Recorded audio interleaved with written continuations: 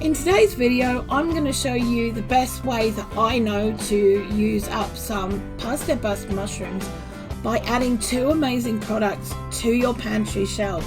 Let's get stuck in.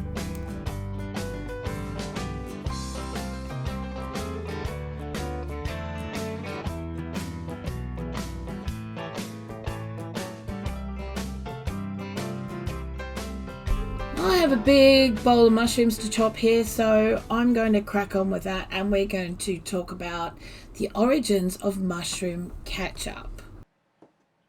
So when we think about ketchup, we think about the tomato sauce that you get in a squeezy bottle at the supermarket that we put on sausages, hot dogs, whatever, burgers, all of that kind of stuff, right? But mushroom ketchup is actually the forerunner to Worcestershire sauce, and it's what was made way back before Worcestershire sauce was even a thought. Now, the very first ketchup, as we are making here, was actually fish sauce that was made in Asia, in China and Thailand, or then known as Siam, and all kinds of countries across that eastern area. And it was the liquid that came off from salted fish. In the early days of mushroom ketchup, field mushrooms, etc., used to be salted to dry them, to keep them for all times of the year. And this was the liquid that came off of that. Obviously, over the centuries, we have refined it. We've come to a better arrangement with it. And we've added flavors to it as well. And that's what I'm going to show you here today. Now, I'm just using some button mushrooms that I got on offer when I went to a trip to Kirkgate Market in Leeds. And I bought 3 or 4 trays for £1 each. So I just didn't get through them all before they started looking a bit wonky. And that's okay, because this is perfect for that. Now, if you get other mushrooms, or you have a mixture of mushrooms, or you have some already dried mushrooms of different varieties, you can put whatever you want in this. I'm not even kidding. Use whatever mushrooms you have. If you have a mix of different mushrooms, that's great. This one's not going to be as deep a depth of flavor as if I'd added oyster mushrooms or turkey tails or dried porcinis or any of those to it. They're just button mushrooms, so they are what they are, but they will still do the job nicely. Now, as I said before, this is the forerunner to Worcestershire sauce, and for those who don't know and haven't grasped the concept yet, this is plant-based. It's fully vegan, vegan-friendly, and if you have a vegan person in your life or a plant-based person in your life, this is a perfect alternative to Worcestershire sauce.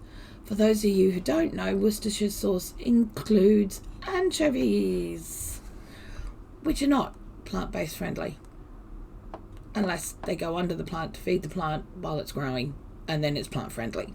Now, thankfully, I'm almost at the end of my chopping. I'm putting the last of the mushrooms into the bowl. As you can see, that's half filled, that bowl, and that's a 10-litre washing up tub, which I use for mixing and food prep and stuff like that, especially when I'm doing big batches of things, because they're nice and cheap, and cheaper than a bowl that's made for food for the same thing, but it's the same thing. Now it's time to chop up onions. Now, I don't have enough of one flavored colored onion to do all of that type of onion. And does it matter? No, it doesn't, because they're onions. And that's all we want, is the oniony flavour. It doesn't matter that it's not fancy, because you're not going to see them anyway. And, you know, it just doesn't matter. So just make sure that you peel your onions well. And then we're going to set those peels aside and probably stick them in the stock pot bag in the freezer, so that when I'm ready to make stock, I'll have all those peels ready to go in. Because waste not, want not, at the end of the day. You know, seriously, all these little bits count. They really, really do. Now, all I'm going to be doing is halving the onions and slicing them. How you do that is entirely up to you. I'm not going to put too much worry about how pretty it is, how my knife skills are, any of that. I just want the onion to be reasonably thin, just so that it unleashes as much of its flavor and fluids as possible into the mushrooms. So I'm going to get a crack on and get it done really, really fast, because I don't want you guys to get bored and stop watching, because, you know, don't do that. So here we go. I've completed them. Ta-da! I'm that quick. Right. So we're going to now add our onions into our mushrooms. Just plonk them on top. There's no, you know, rhyme or reason here. It doesn't matter. And for the eagle-eyed of you, you can see that I've been watching YouTube on my phone, because that's what I do when I do Zen jobs like this. If I've got masses of prep work to do, I'll sit there with a movie running in the background or YouTube or something on my phone or my TV, whatever. Here we come to the fun part, and first off we're going to add in our salt. Now the salt works in this to help extrude the liquids, so any water or juice or whatever will come out of the solids because of the salt. So next we're going to add in our seasonings, spices, flavorings, whatever you want to call them. Now I'm using whole spices where I can, so things like cloves, allspice, star anise, all of those are going to be popped in here. Now, why, you might ask, I would be popping them into dry ingredients? Well, they're not going to be dry ingredients for long. Let's just say that. But don't use huge amounts, but also don't be stingy, because these flavors are going to flavor your mushroom ketchup and you want them to shine through. Obviously without taking over, but you still want to be able to taste them. Now, if you don't have particular ingredients, that's okay. One of the things that I don't have on this particular day is mace. Now, mace is the wrapping that is around nutmeg, and it tastes very nutmeggy. But what I do have is nutmeg, so I'm going to grate a whole nutmeg into this mix. And that's okay, because it's what I have. Use what you have. Now, as earthy a condiment as this is, and with any condiments that are quite earthy, you want to add a more acidic, light element. And in this particular one, I'm going to be adding lemon zest, but I'm going to grate it. And that will help lift a little bit of that earthiness, so it's not quite as deep and dark. Now make sure to only have the zest. You don't want any of the pith, which is quite bitter, because it will throw the balance of this sauce completely out, and we don't want that. But we would like to have that little lemony hit in the background. If you don't have lemons, or you don't like lemons, or you're allergic to lemons, but you can have oranges, then use an orange. If you've got an orange, use that. Use a mandarin. Use whatever citrus you can have or you have available to you, because you're only using a little bit of the zest, so you're not losing anything. In fact, condiments like this are a really great way to go your zero waste journey and not waste anything, because you're using stuff that would normally be scrapped or composted or whatever, but it's putting stuff on your pantry shelves. Now, as you can see here, I'm mixing it all together very, very thoroughly. You want that salt and all those spices to get right into your mushroom and onion mix.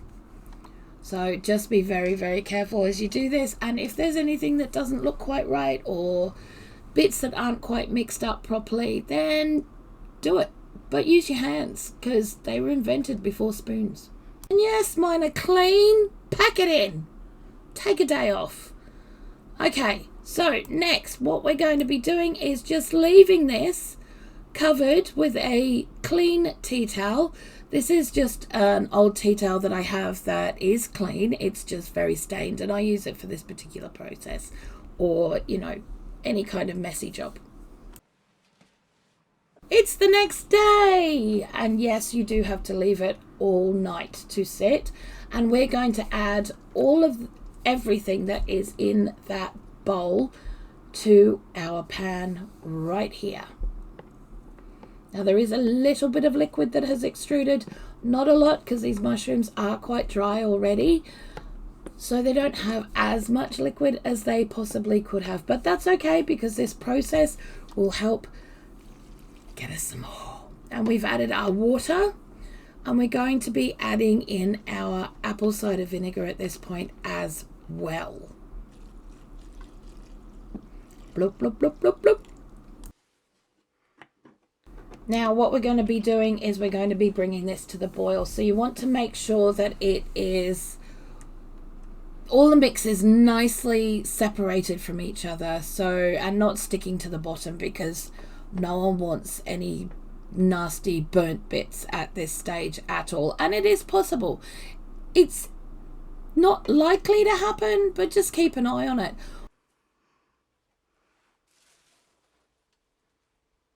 Once it comes to the boil, you want to simmer it for a good half an hour, and this is what it will be looking like. All kinds of dark, murky, cauldron, bubbly. Oh, but it smells amazing, that's all I can tell you.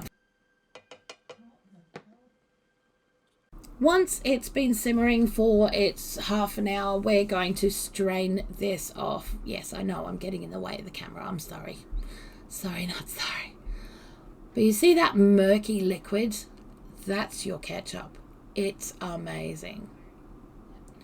So we're going to pop all of the solids into our sieve and make sure that all the liquid drips out. So I'm going to leave it in that bowl for a good couple of hours just to make sure. We recycle our bottles around here because a glass bottle is a free bottle, and we are going to press our mushrooms a little bit just to get the last little drops of liquid out.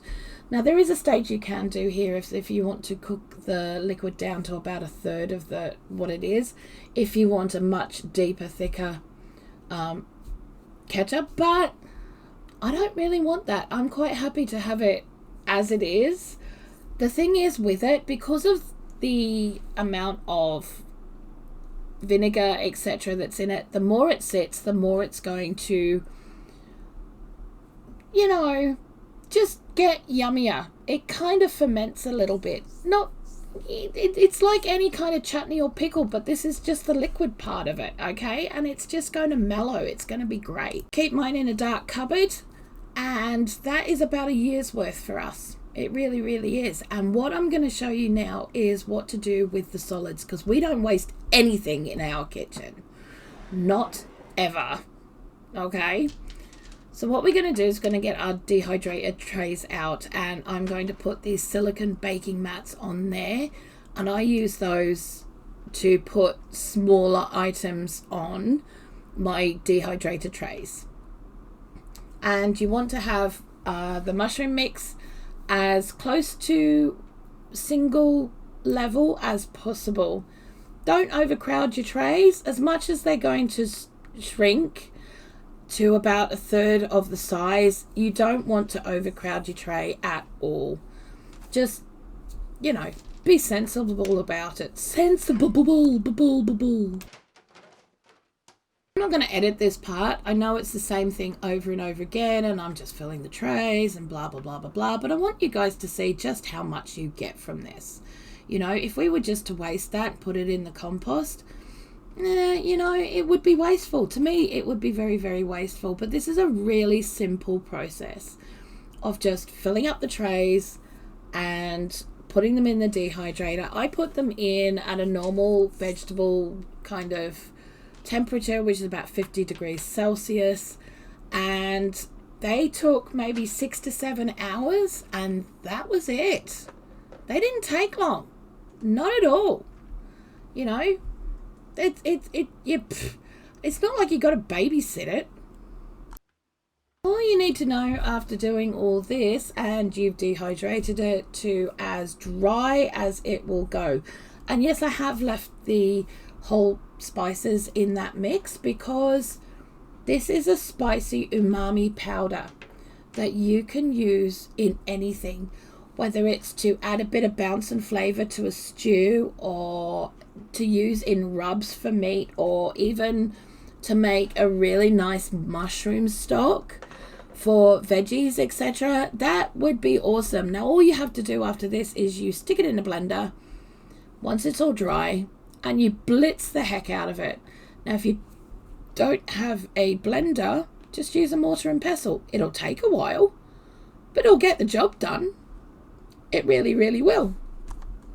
Sure, this has taken me about 10 minutes out of my day over about 4 days. But you know what? It's worth it, because look at what I've got. I have an amazing sauce that costs a lot of money to buy in the shops. I have an amazing umami powder that I can use to help boost stocks and stews and all of that kind of stuff that you literally can't buy here in the UK at all. It's not possible. And, you know, I've put 2 more things on my pantry shelves, and that makes me happy. If you have enjoyed this video, guys, I would really love it if you gave it a thumbs up. And if you want to see more videos like this, please do subscribe to the channel and hit the little bell icon so you don't miss any of my content. And I will see you again very, very soon. Bye!